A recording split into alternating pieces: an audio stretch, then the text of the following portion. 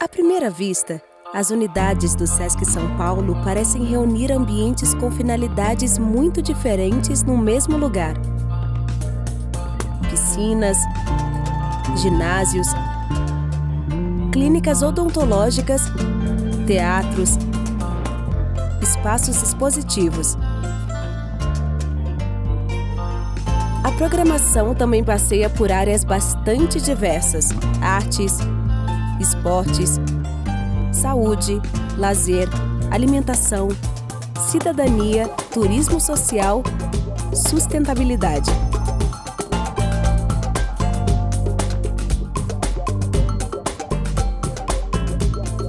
Programas tão variados buscam o bem-estar das famílias dos trabalhadores do comércio de bens e serviços e do turismo. Com mais de 7 décadas de existência, o Sesc São Paulo trabalha os conceitos de cultura e educação de forma ampla, criando programas originais e inovadores. Os espaços físicos e virtuais estão em constante expansão. E o atendimento se abre para toda a sociedade, transformando as unidades em espaços livres, democráticos e inclusivos.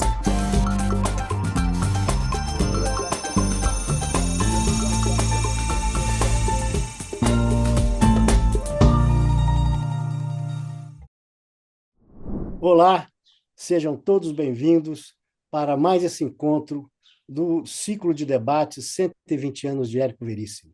Hoje temos a alegria de receber o ator Tiago Lacerda. Seja bem-vindo, Tiago. Obrigado, Chico. Prazer estar aqui conversando com você, especialmente falando sobre o Érico, sobre a obra, sobre a minha relação com esse escritor tão importante, tão significativo para a literatura brasileira. Pois é, Tiago.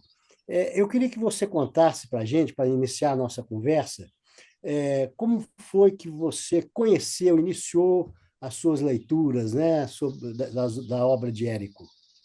A minha relação com o Érico passa pela minha memória da minissérie. Eu era jovem quando a minissérie estreia e eu conheço a obra do Érico a partir da experiência com a minissérie. A minissérie é O Tempo e o Vento. Dos anos 80, O Tempo e o Vento, exatamente. E depois disso, eu não me lembro de me enveredar pela obra, não. Eu fui encontrar o Érico, de fato, lá na frente, quando eu começo a minha carreira e as histórias do Érico começam a surgir para mim. Mas o meu mergulho, verdadeiramente, na obra do Érico é recente. É em função do convite para ter a responsabilidade de dar corpo, dar voz ao Capitão Rodrigo. A partir do convite do Jaime Monjardim é que eu me viro de maneira mais concreta para a obra do Érico e tudo muito em torno desse compromisso com o continente, né, com o tempo e o vento, especialmente. E a partir daí eu começo a estabelecer a minha ligação com ele. Pois é, poucas pessoas tiveram assim, a oportunidade de mergulhar tanto num personagem do Érico, né? Como você. E que personagem, né, Chico? Pois que é, personagem, né? Extraordinário, né? Nossa. Vamos, assim, fazer o nosso roteirinho, né? Começando aí pela sua escolha, né? Como é que aconteceu desse personagem ser apresentado, esse desafio, né, de fazer o Capitão Rodrigo? Eu jamais pensei que um dia eu fosse fazer o Tempo e o Vento. A escolha parte do diretor do filme, do Jaime Monjardim. Nós éramos parceiros a essa altura, já tínhamos feito alguns trabalhos juntos. E o Jaime um dia me liga. Eu estava, olha que curioso, né? Eu estava fazendo uma novela do Manuel Carlos com o Tarcísio Meira. Eu era filho do Tarcísio nesse trabalho. nós tínhamos uma relação muito forte em cena. Os personagens eram muito amigos, né? Que E eu novela era, tava. Tiago? Oi? Que novela era? Rapaz, agora eu sempre me confundo os nomes das novelas do Maneco, A Vida da Gente. Aham. é, é, Pode ser, não sei. Rapaz, honestamente, eu me Ah, confundo com tudo os bem. nomes. Mas fiz uma novela do Maneco, uma novela Aham. espetacular, uma novela excelente. E éramos pai e filho. E eu estou nesse momento quando eu toco o telefone. Eu tinha chegado para gravar no estúdio do lado do Projac e estava sozinho no camarim. O Jaime me liga e diz: Cadê você? Eu falei: Estou no seu estúdio, eu gravo hoje. Ele falou: Vem aqui na sala. Eu saí do camarim, fui até a sala dele. Quando eu entrei, ele falou: Senta. Eu acabei de negociar os direitos com a família e a gente vai filmar O Tempo e o Vento e você é o Capitão Rodrigo. E eu fui impactado por uma notícia imensa, tomado por uma alegria indescritível. Mas, na sequência, imediatamente veio um senso de responsabilidade e um assombramento, assim, né? De você falar, meu Deus, eu tinha a referência do Tarcísio, eu tinha a referência, eu sei o que a obra significa para a literatura brasileira, o que o personagem significa no imaginário de todo um povo, né? A relação do povo rio-grandense com a obra é tudo muito sagrado, é tudo muito sério, né? E de repente um forasteiro vir se meter a contar essa história sempre foi tudo muito desafiador, né? E eu me lembro que a gente conversou um pouco sobre o convite, sobre a maravilha de poder ter essa história contada e tudo mais.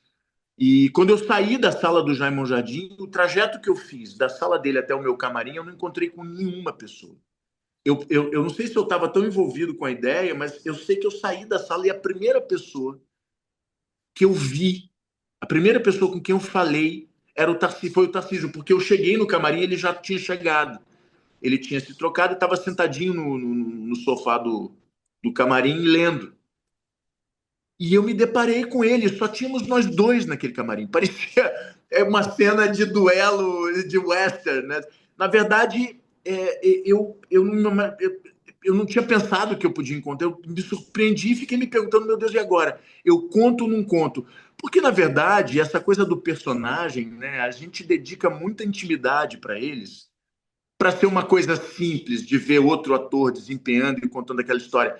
Eu falo por mim, mas eu sempre me preocupo que o colega tenha o mesmo comprometimento que eu tive com esses personagens de história, dará. Mas a verdade é que a gente fica meio reticente, assim, tem um lugarzinho de intimidade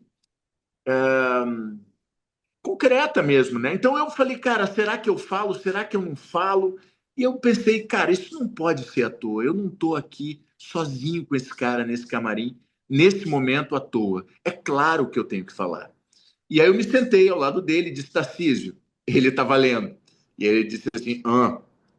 Aí eu falei, cara, eu preciso te contar uma coisa. Ele, pode dizer, o que que houve? Aí eu falei, acabaram de me convidar para fazer o Capitão Rodrigo. Aí ele parou de ler, levantou o olhar, fechou o livro, deu uma pausa que para mim durou uma semana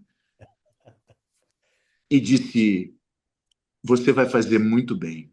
Você vai fazer muito bem. Você está na idade de fazer o personagem. Ele abriu para mim que ele achava que ele não devia fazer. Eu briguei com ele, falei: Como assim? Aquilo é definitivo, é uma referência definitiva. Ele não, de jeito nenhum. Eu já tinha 55 anos. Você está na idade certa para fazer. Eu tinha ali 35, 37, 36. E eu não devia ter feito. Eu falei, pelo amor de Deus. E aí conversamos um pouco sobre o personagem, sobre esse momento. Ele foi bastante econômico, mas foi muito generoso também. Então, o convite se deu assim. Desse momento até o dia da filmagem, se passaram mais ou menos 3 para 4 anos, foi muito tempo até a gente começar a filmar, e toda a preparação, todo o envolvimento com o projeto, né? Eu me Como é que foi dediquei de corpo e alma àquilo tudo. isso? Eu queria que você contasse para a gente como é que foi essa preparação, porque o Capitão Rodrigo é um personagem muito complexo, né? com muitos conflitos, né? Como os personagens de Érico, né? Ninguém é um herói ou Sim, um bandido, né? Simplesmente, né? sim. Como é que Eu foi? acho que isso é o humanismo, né, que o Érico traz para esses personagens, né? O carisma do Capitão Rodrigo tá nessa contradição humana, tá nessa precariedade, né? O Érico não tem nenhum problema em expor a precariedade do capitão, as contradições dele e as chagas, né? Ah, a verdade é que eu acho que é justamente isso que faz o carisma dele, que compõe o magnetismo do capitão. Ele é um anti-herói. A gente se reconhece naqueles cantinhos, né, de conflito, naqueles lugares terríveis, né, por onde ele passeia às vezes, né? Então, é um personagem fascinante, fascinante essencialmente pelo humanismo que ele contém. Eu acho que esse é o grande segredo, do capitão. É um dínamo de carisma. É um dínamo de carisma. O capitão sai de ser. É como o Hamlet, né? Eu lembro que eu fazia justamente o Hamlet em 2012, ao mesmo tempo em que eu filmava o tempo. Olha que privilégio, né? Um ator poder, num momento, né, da sua trajetória, estar trabalhando ao mesmo tempo o Capitão Rodrigo e o Hamlet. E era Sim, inevitável que eu pensasse nisso, né? Mas uma das coisas que me chamavam a atenção era a potência carismática do capitão. O capitão Rodrigo sai de cena, é como o Hamlet. O Hamlet sai de cena, ninguém presta atenção na peça, assim, mal dizendo, claro. Mas a verdade é que quando o príncipe entra no palco, você não consegue mais tirar o olho daquele personagem. O Capitão Rodrigo é meio isso, né? Ele é um dínamo de carisma, e isso é ele é o muito herói, impressionante, é muito impressionante. ele é o herói e o E anti-herói mesmo ao hoje mesmo eu tempo, né? vivo, sim, sim, sim, eu vivo as consequências desse carisma, né? Até hoje, nas minhas relações aqui em Porto Alegre, eu ando pelas ruas de Porto Alegre e as pessoas me abordam como quem aborda o capitão mesmo, né? É muito interessante. É o que movimenta, o imaginário que esse personagem movimenta. Mas você tinha me perguntado sobre a preparação, né? Sim, sim. Como é que foi sua preparação para fazer o personagem? Então, a minha preparação foi toda dedicada ao estudo do continente, essencialmente do continente, onde eu me embrenhei mais, especialmente o capítulo do Capitão.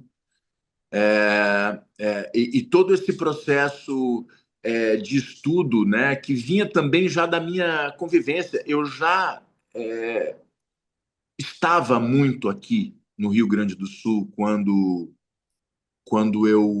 eu vou fazer o filme, né? E o que me chamou muito a atenção e que eu acho que é interessante de contar, além desse processo pré de estudo literário, né, encontrar na obra as minúcias, os detalhes, né, as características dessa personalidade contraditória. O que foi muito interessante foi que, em algum momento, àquela altura, eu já sabia que eu precisava de um processo de imersão. Era muito importante para mim vir para esse lugar aqui, né? Me conectar com essa gente aqui, me conectar com o Pampa, me conectar com a fronteira, com a mitologia de fronteira, né? O cheiro do cavalo, o cheiro do café de Cambona, né? O charque a campo, encilhar um cavalo e sair a campo, né? Esse horizonte pampiano, esse horizonte, esse pôr do sol colorido desse lugar aqui, o cheiro do fogão a lenha, quer dizer, todo esse processo de convivência era muito importante.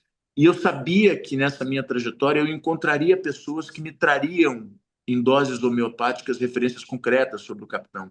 E de fato eu tive três figuras que me ajudaram muito nessa percepção. Uma delas me recebeu na sua estância, uma estância bem limítrofe ali com o Uruguai, bem na fronteira com o Uruguai, uma estância muito tradicional, estância do Minuano, um sujeito que eu tenho um profundo respeito, que é o Minga Blanco, um ginete, um estancieiro, uma figura importante, um tradicionalista, um cara mantenedor de tradições, inclusive do século XVIII, ali XIX, né? Um cara muito interessante, extremamente culto e um homem do campo, um homem desse lugar aqui, desse habitat aqui. Somado a ele, eu encontrei uma figura inesquecível que eu amo, que é o Heron Vaz Matos, um poeta, um cancioneiro, um trovador, um peão de estância, um homem filho da Pampa, um homem que me trouxe a mitologia, esses mistérios do bioma, né?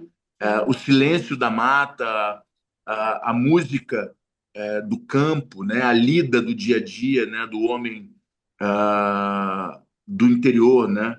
E somado a isso, uma outra figura que me trouxe uma jovialidade, uma irresponsabilidade que era muito interessante, que o capitão tem muito, né?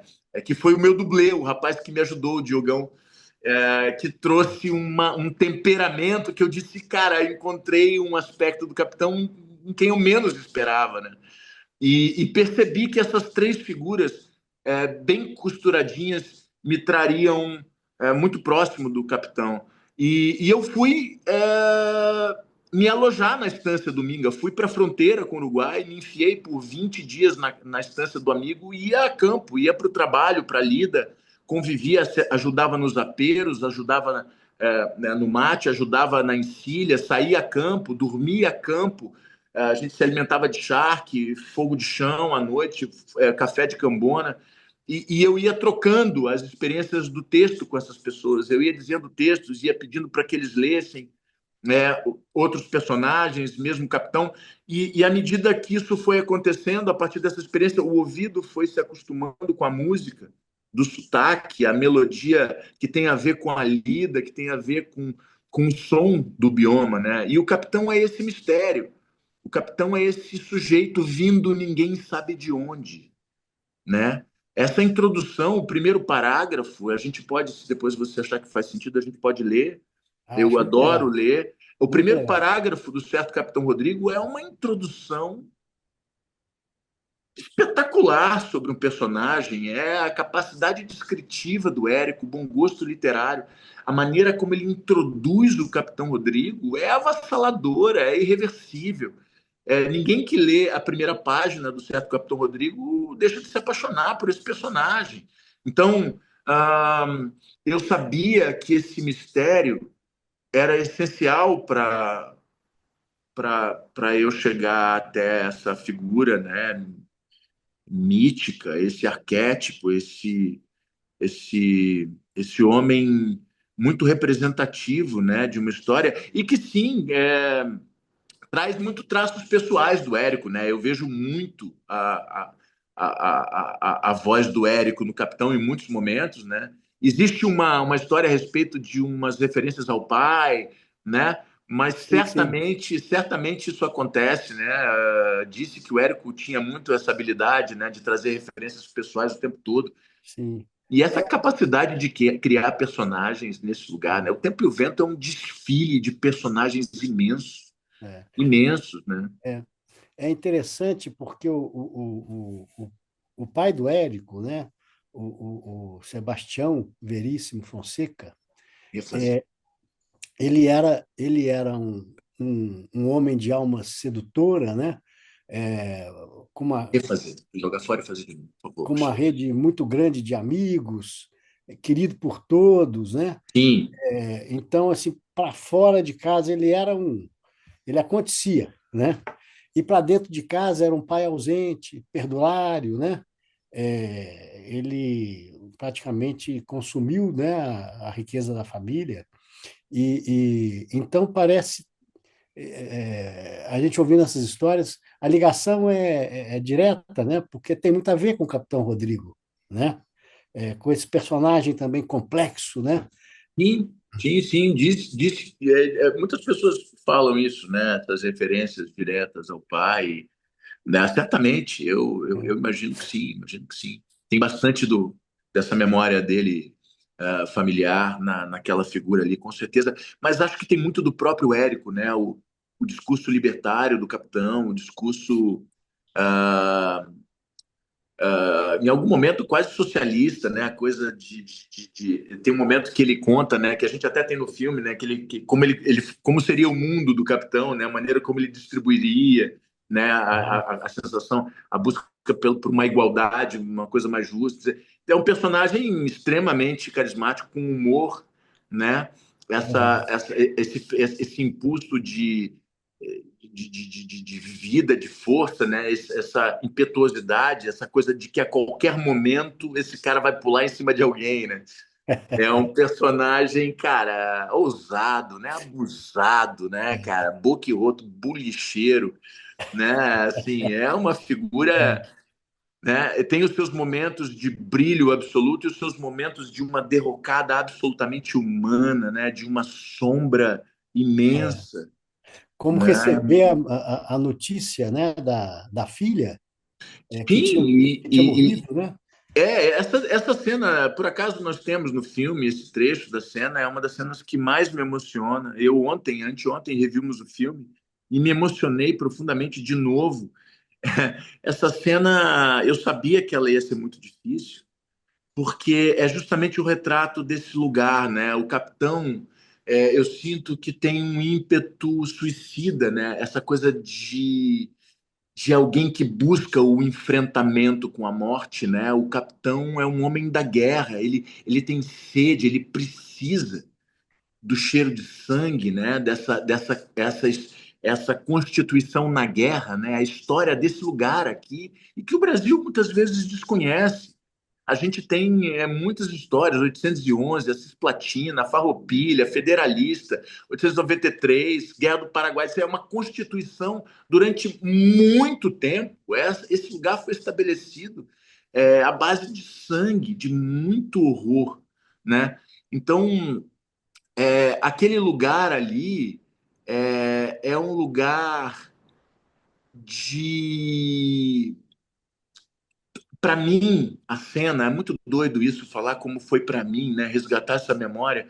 Para mim, era a tomada de consciência da nossa humanidade diante de uma força muito mais ah, potente do que a nossa existência, né? Assim, um homem com aquele ímpeto, com aquela coragem, com aquela habilidade para se alimentar do horror, né? Do conflito, buscar a morte, buscar encarar a morte. Quando ele encara, é o rosto da filha. E ele não pode fazer nada, ele não tem forças, ele não tem armas, ele não tem recursos para lidar com a finitude, né? Então eu acho que aquele animal, aquele tigre indomável, é enquadrado diante da morte, como todos nós, né? E eu É. acho que o apequenamento, a- esse momento de tomada de consciência, aquela cena para mim é muito linda. Na altura me bateu assim. Era o rosto e ao mesmo tempo o rosto da menina que estava no filme lembrava a minha filha. Foi uma loucura, uma catarse. Quando termina a cena, eu precisei de 15 minutos para conseguir voltar, assim, parar de me emocionar, porque era isso, é muito envolvimento ali, e aquele momento ali foi muito esperado por mim, né, de poder contar aquela derrocada, né, o retrato da derrota. Não, refazer, refazer, baixinho, por favor. Ô, Pede para Tiago, alguém fazer para mim, alguém deve ter. Porque esse estava ruim, está entupido.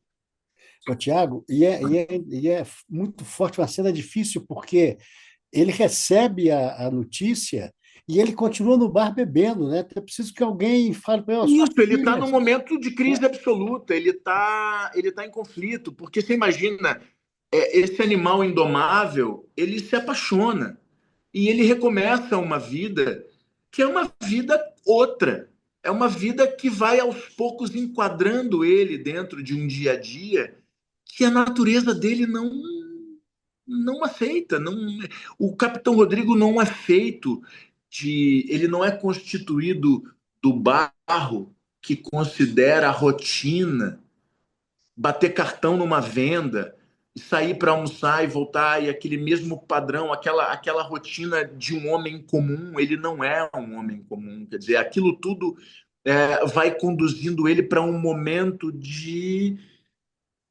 exaustão, de desconforto, de irritabilidade. Ele vai se inquietando com aquilo, tanto é que em muitos momentos ele explode e vai. Ele tem os escapes dele, né? As amantes, as chinocas. E tanto é que em algum momento, todo esse momento da morte da Anitta, da perda da filha, tudo é um ponto mais profundo da derrocada ética, moral, humana dele, na e o que recupera ele é a guerra que se avizinha, né? Quando o Juvenal é convocado para a guerra, vem procurar a Bibiana para dizer: cadê o Rodrigo? Cadê o Rodrigo? E a Bibiana disse: a essa hora já está longe. Acordou antes do sol nascer, parecia que estava indo para uma festa. Eu acho que essa frase ilustra o desejo, é o que eu digo, essa busca pela morte, né? O enfrentamento com uma força, como um centauro, como um gigante mitológico mesmo, que encara um desafio. E é onde ele é feliz, né? É onde a vida faz sentido para ele, é no campo de batalha. E ele é constituído desse elemento, né? Então, eu acho que naquele lugar, naquele momento da filha ali, é um buraco humano que passa por um apequenamento mesmo diante da morte, né? A morte nos nivela a todos. É. Tiago, é, eu, é, eu queria que você contasse esse processo de do personagem chegando, né? Porque por toda a riqueza do Capitão Rodrigo, né? Parece que ele vai conversando com o ator, ele vai chegando, de repente falando às vezes pela tua boca e te surpreendendo, né? Como é que é isso num personagem tão tão rico, né? Tão complexo, forte, né? O Capitão Rodrigo foi um dos personagens que mais me oprimiu. Poucas vezes na minha carreira eu me senti tão oprimido por um personagem. Eu me lembro que, claro, pelas circunstâncias do filme, um dia a gente pode falar sobre isso, talvez não venha ao caso, mas o fato é que na antevéspera, do primeiro dia de filmagem, eu tinha a Fernanda Montenegro me esperando no set, no dia seguinte, e eu me vejo sentado no chão de um quarto em Pelotas, em pânico, chorando, sem saber o que ia acontecer daquilo ali. O peso da. Obrigado, minha baixinha, obrigado. Eu pedi para refazer o mate que estava entupido. Acabei interrompendo aqui, desculpe. Mas a verdade é que eu me oprimi muito, eu me senti profundamente desafiado pelo personagem. Eu tinha um desejo imenso de contar essa história da melhor forma. Tinha uma responsabilidade muito grande com o Tarcísio, assim, com o que eu queria dedicar de homenagem ao que o Tarcísio representa para mim, representou para mim, para minha carreira, para minha vida também. Então tudo era muito opressor. E a verdade é que nós começamos pelas cenas com a Fernandona. A Fernanda teve um papel muito importante nesse momento. A Fernanda me estendeu a mão e o colo generoso dela por todo o processo me apresentou caminhos e me abriu frestas que talvez eu não tivesse conseguido sozinho. Assim. Então, eu sou muito grato ao privilégio de ter dividido esse trabalho com uma atriz inesquecível, uma atriz importantíssima. E todo esse momento com ela foi muito difícil, porque era uma outra coisa, era uma outra leitura do Capitão. Mas, ok, ele passou e me introduziu a ideia de fazer o Capitão. De fato, eu tinha começado a fazer. Só que o que me leva ao Capitão é o que acontece justamente depois. É o processo que eu tive, esse processo de imersão no bioma Pampa, né, na convivência com a gente do Pampa. Ele acontece depois desse momento onírico lá do filme com a personagem dela. E aí é isso que vai me trazendo aos poucos o capitão que a gente vê ao longo do filme, na história, no tempo contado ali. Então, essa aproximação do personagem eu presenciei, eu vivi, é muito lindo de ver. Eu não sabia como seria, não foi exatamente um plano meu que seria assim, mas aconteceu a partir da maneira como eu escolhi trabalhar e estudar para fazer o personagem. E é muito impressionante, porque é isso, né? É o corpo que vem, o corpo do capitão. Para mim, o capitão sempre foi um cavalo. Eu mencionei o tigre, mas o tigre do Pampa, né? O puma, né? O leão-baio, esse espírito do leão-baio. Mas o corpo do capitão é um cavalo, como o arquétipo do centauro mesmo, que tem a ver com essa tradição do homem da fronteira, do homem desse lugar, a conexão da cultura do gaúcho com um cavalo é uma conexão que eu jamais terei, por exemplo, né? Por ser de uma outra natureza, de uma outra cultura, mas é uma relação muito mimética, né? E eu tentei reproduzir o cavalo na postura do capitão, né? O capitão tem uma coisa de ombro para trás, peito estufado e a cabeça em arco, né? Assim, é uma ideia que eu comecei a exercitar com esse amigo, encilhando o animal no galpão, percebendo o movimento, tipo, e é isso, né? A convivência desse homem, o homem do Pampa, o homem da fronteira sul do Brasil, tem no seu cavalo o maior patrimônio, né? O cavalo para o homem desse lugar aqui é uma ferramenta de sobrevivência mesmo. Então essa convivência, ela acaba se mimetizando, né? O cavalo é gente, a gente é cavalo e eu acho que de alguma forma. Então, por exemplo, coisas assim vão acontecendo, né, no processo. A musicalidade, os momentos onde eu fui escolhendo sugerir para o público o sotaque gaúcho, que eu não faço, mas que eu sugiro, né, que eu desenho. Isso é a partir dessas leituras que eu fazia com um poeta, com um trovador que nunca foi ator, não tem a menor consciência, né, daquilo, mas o que eu queria dele era a música, era a métrica. E o que eu queria do outro era o corpo, era o calo na mão, era a lida, era a dureza, sabe, do amanhecer a campo, né, de não ter recurso, de precisar tocar, de precisar seguir, né? E do outro, o espírito bulicheiro, o espírito que talvez fosse do pai, essa coisa do jogo, da bebida, né? De uma coisa mais ah, festiva, mais bulicheira, que eles chamam, eles têm essa expressão que eu adoro, né? O bulicheiro, o cara que gosta do boteco. Lá no Rio seria o cara do botequim, né? O cara da resenha, da confusão. Então, acho que esse espírito, tudo isso que compõe o Capitão, foi chegando para mim de um jeito muito bonito, muito generoso. E você fala dessa questão do sotaque, né? Porque ela é ao mesmo tempo uma armadilha, né, para o ator, né, que não é da mesma. Perdão, Chico, te perdi aqui, só um minuto. Aí, acho que eu vou voltar, peraí. Eu pensei num fio. Tá me vendo? Ainda não. É que tem Falta alguém. acionar o teu vídeo aí. Mas que tem alguém me Isso, ligando. pronto, Sempre voltou. tem mala. Pronto, voltou. Mas Voltou? Você tá me vendo? estou te vendo. Mas, Tiago, essa coisa do sotaque, que muitas vezes trai o ator, que não é da mesma terra do personagem, mas que ao mesmo tempo faz parte da linguagem, né, do personagem, né? Ainda mais um personagem como o Capitão Rodrigo, que é, como você disse, um homem do Pampa, né? Um homem que vive aquela linguagem dali, ele se expressa através daquelas falas típicas, né? E você Ah. achou uma solução interessante, né? Para resolver, né, essa Eu me tensão. lembro que por acaso eu estava falando sobre isso ainda há pouco, né? Aqui, eu me lembro da Marília Pera, né? Assim, eu aprendi esse truque com a Marília, conheci a Marília uma vez, e a maneira como ela sugeria o que ela queria, como ela escolhia o momento de iludir o público, né? De lançar uma magia que convenciona um código que o público compra até o final. Então, foi uma forma com essa coisa do sotaque, porque afinal de contas, assim, é muito difícil essa coisa do sotaque, né?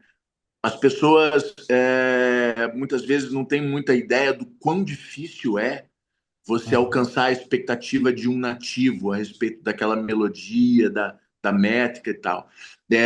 Eu estava conversando com uma amiga daqui e ela dizia: Poxa, a gente se incomoda tanto, é tão. A gente é muito exigente. Eu falei: É claro, porque isso é o que define vocês. É Aham. uma questão de pertencimento. Como assim alguém vai bulir com o que me define? Não, calma. Então, eu compreendo e acho que é natural e acho que deve ser assim a exigência quanto a isso, né? É muita responsabilidade quando você vai fazer um personagem baiano e chama um ator catarinense para fazer aquilo, né? Quer Aham. dizer, agora é basicamente inglório, na verdade, porque é realmente muito trabalhoso você atacar a coisa da prosódia, a coisa da musicalidade da fala. É um trabalho que precisa ser muito dedicado e precisa de tempo. E muitas vezes as produções não têm esse tempo. O ator não tem tempo. E o cara tem que fazer. E aí, pô, eu descobri isso com Terra Nostra, né? Em 99 para 2000, eu fiz uma novela muito importante para minha carreira. E era isso, eu tive 23 dias para aprender a falar italiano. E eu pensei, eu não vou conseguir. Problema no áudio. Probleminha aí no áudio.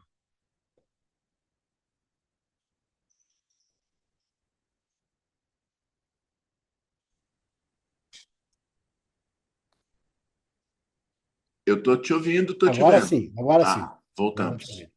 Então, você estava dizendo Então, o que eu descobri, Internostra, é que o meu trabalho era enganar as pessoas. Eu precisava criar um jeito de dizer para as pessoas que eu falo, sem, obviamente, conseguir falar, porque era impossível.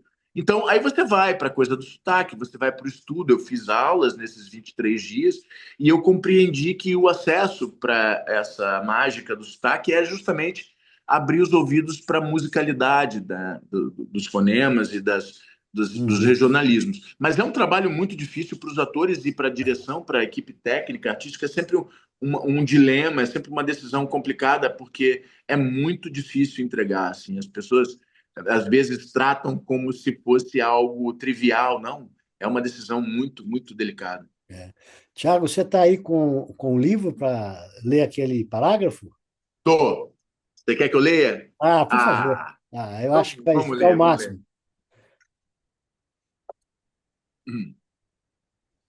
Eu tenho andado com o livro, a gente tem feito alguns encontros por aqui, especialmente no Rio Grande do Sul, em torno dos 120 anos do Érico, né? E então o livro está sempre a Uhum. tiracolo. Vamos lá.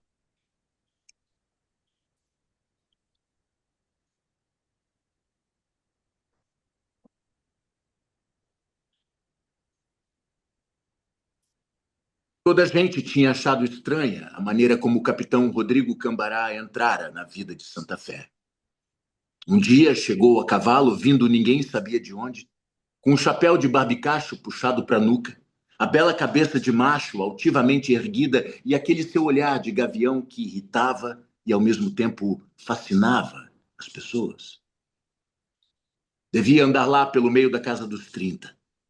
Montava um alazão, trazia bombachas claras, botas com chilenas de prata e o busto musculoso apertado num dolma militar azul com gola vermelha e botões de metal. Tinha um violão a tiracolo.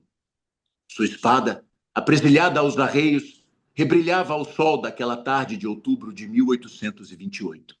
E o lenço encarnado, que trazia ao pescoço, esvoaçava no ar como uma bandeira. Apeou na frente da venda do Nicolau, amarrou o alazão no tronco de um cinamomo, entrou arrastando as esporas, batendo na coxa direita com o rebenque e foi logo gritando, assim, com ar de velho conhecido. Buenas e me espalho!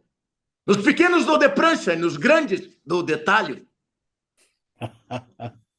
Fantástico, fantástico. Ah, eu amo essa introdução. Para mim é mágica. Para mim ela é o retrato do Capitão Rodrigo. Muitas pessoas não compreendem a frase, né? Buenas e me espalho, nos pequenos dou de prancha e nos grandes dou de talho. Acho que sempre vale mencionar essa referência porque é uma expressão muito regional, né? Eu não Sim, sei até que ponto as pessoas acessam, mas nos pequenos dou de prancha, é como quem diz, eu dou com a lateral da faca. E nos grandes, eu dou de talho mesmo, eu corto. Então ah, ele entra num lugar se anunciando e diz: olha só, é o seguinte, cheguei, hein? Quem se é, folgar comigo vai assim ou assim, mas vai. É de uma ousadia, de uma liberdade. Na verdade, o é. capitão é o que todos nós gostaríamos de ser, inclusive considerando as sombras dele, né? Essa alegria, essa ousadia, esse ímpeto, essa força, essa confiança e, ao mesmo tempo, essa precariedade, essa sombra, essas contradições, né? Um sujeito, por vezes, desprezível, do ponto de vista humano, né? E por vezes uma luz, né? As frases do capitão, me frita uma linguiça, minha prenda, que já volto, né? Ainda não inventaram a bala que há de me matar, padre. Quando troveja, eu me lembro do meu poncho. Ah, ah, que o antagonista diz para ele: nunca gostei de homem que toca violão. E ele diz: há muito patife que não toca violão. Eu adoro. A permissão para ir tem, para ficar não, mas fico. Eu amo. São momentos de um privilégio mesmo. Imagina poder seguir propagando essas imagens por aí. Eu me sinto um privilegiado. Eu amo essa história, amo a literatura do Érico, É. amo o Capitão Rodrigo. E é incrível, né, Tiago, isso, porque, como você disse, um personagem que tem tanta luz e tanta sombra, ele é capaz de seduzir definitivamente as pessoas que entram em contato com ele, seja como leitor, seja como público de cinema, de TV, né? Ou seja como ator, né? Sim, sim, sim. Ele é. Na minha opinião, eu acho que esse é o mistério, né? O humanismo dele, essas contradições, esses conflitos, é tudo isso que a gente está contando, né? Esses momentos de deslumbramento, esses momentos de derrocada, de escuridão, de dor. Eu acho que é isso que faz a gente se conectar com ele. A gente se reconhece nessa precariedade, sabe? Esses personagens humanos são muito, muito Nos carismáticos. conecta com a nossa humanidade, né? Exato, exato. E é por isso que é importante contar essa história. É por isso que eu ando por aí lendo bastante o Érico e É, celebrando bastante esses 120 anos dele, é. essa obra imensa e tão, E é tão tão, bonita. e é tão atual, né, Tiago? Porque na hora que a gente entra, através desses personagens, em contato, com essa nossa humanidade, a gente fica mais apto a tolerar, né? A Sim, entender as pessoas e a nos entender também, né? É uma sim, sim. contribuição espetacular, sensacional, né? Sem dúvida. Esse talvez seja um papel importante da arte, né? Provocar a nossa reflexão a respeito de nós mesmos, né? Como a gente diz no teatro, né? O nosso papel talvez seja virar o espelho para a gente, botar o dedo na ferida, né? O tempo todo. Eu acredito muito nessa função da arte, sim, essa provocação a respeito de nós mesmos. E o Érico nos traz vários outros personagens com essa mesma riqueza, né? Saindo dessa armadilha do maniqueísmo, né? Do bem contra o mal, ou você é bom ou você é ruim. A vida não é assim, né? Exato, E exato. todos os personagens dele têm essa complexidade, né? O Érico tem essa riqueza como autor, né? Esse respeito, né, pelo leitor e pela vida, né? Sim, sim, sim. E uma escrita nobre, né? Assim, eu adoro a caneta dele, eu adoro a nobreza da literatura, da forma como ele escreve. Eu realmente sou muito, muito fã da literatura do Érico. É. Tem outros livros dele que você leu, que te impressionaram? Sim, naquela altura, né? Lá para trás, os Lírios, o Solo de Clarineta, Antares, eu passei. Eu confesso que Antares não me lembro de ter lido a obra toda, mas sim, passei um pouco. Eu me dediquei muito ao Tempo e o Vento, né? Assim, eu me dediquei Uhum. muito ao Tempo e o Vento. Quando eu me lembro da obra do Érico, por mais que eu tenha tido a experiência com outros livros, O Tempo e o Vento tem um espaço na minha cabeça muito concreto. Eu tenho muita conexão com a obra a partir do Capitão mesmo, né? É engraçado porque as pessoas, nessa história de falar sobre o Érico, eu tenho andado por aí, e as pessoas, vem falar com a gente. Eu disse, gente, eu não sou exatamente intelectual, não tenho, né, não tenho autoridade para falar sobre o Érico.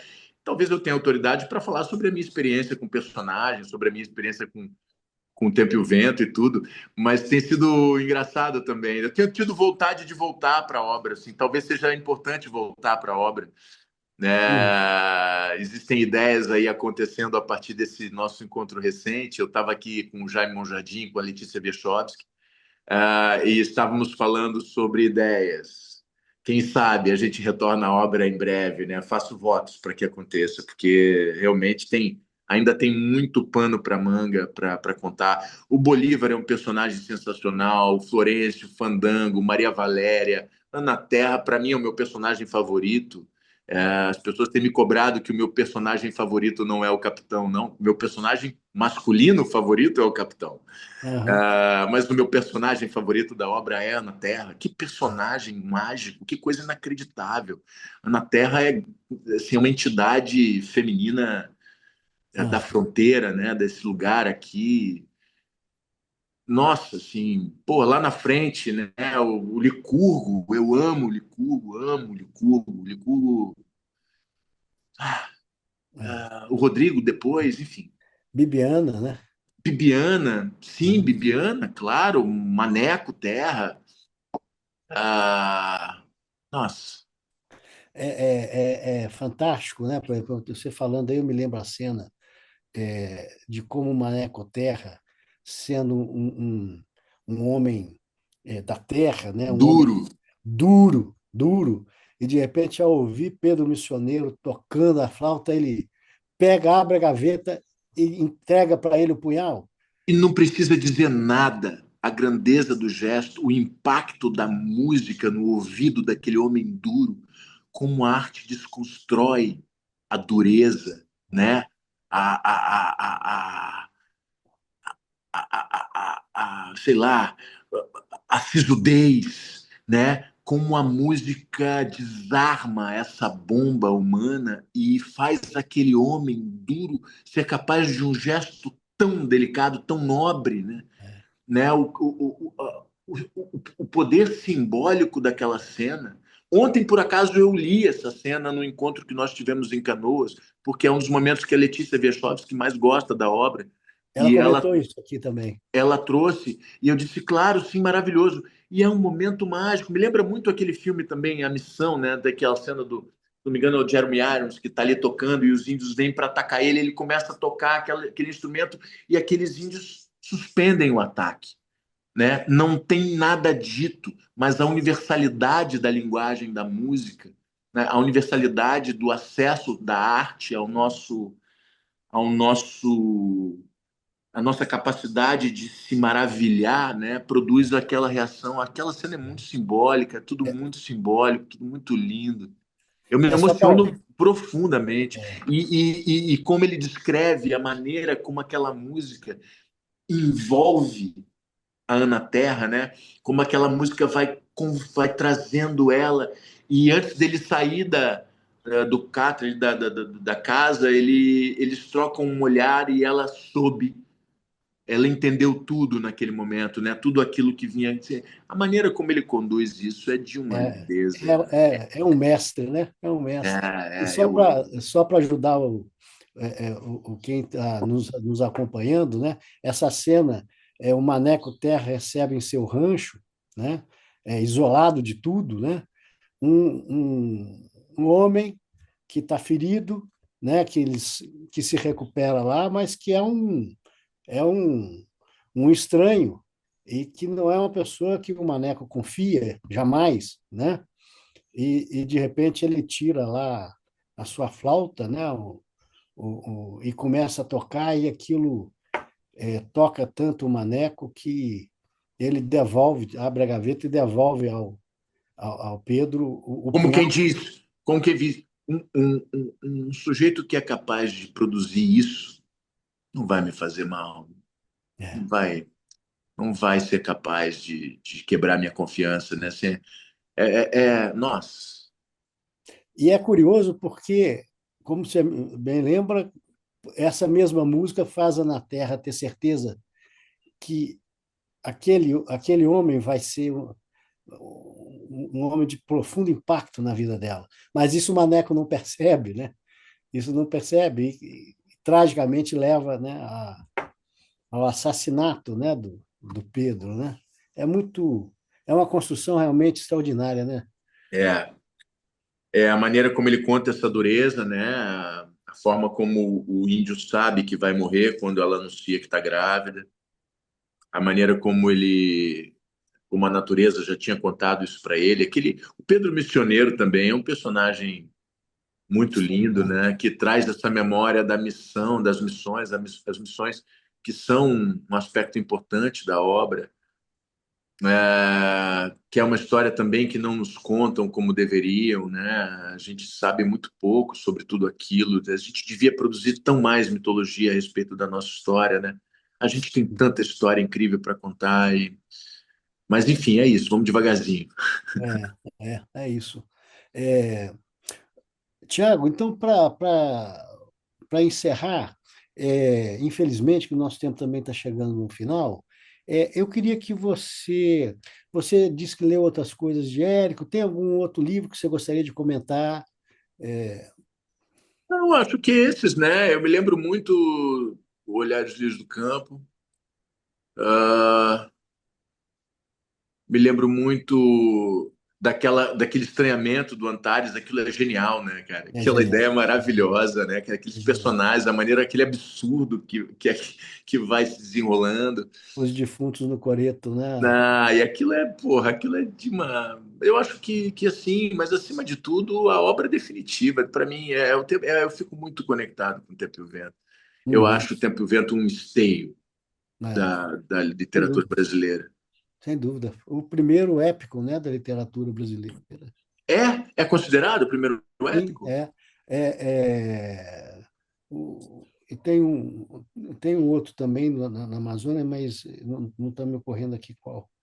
É, mas, Tiago, te agradeço muito.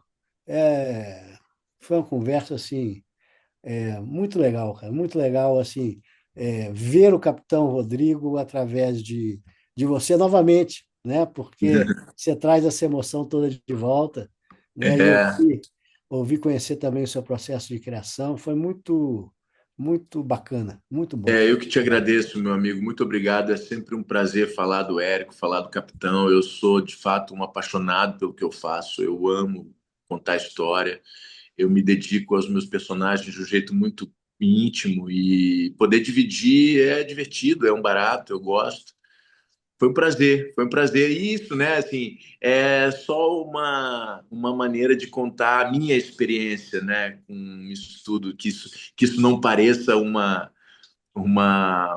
uma coisa definitiva. Acho que não existe uma maneira de sentir, de abordar um personagem, mas a minha experiência é essa e foi um prazer dividir com você e estar envolvido na celebração dos 120 anos do Érico. Eu estou muito honrado e muito orgulhoso. Obrigado. É isso aí. Um grande abraço, Um viu? beijo, beijo. Viva o Beijo. Érico, viva a literatura brasileira. É isso aí. Valeu.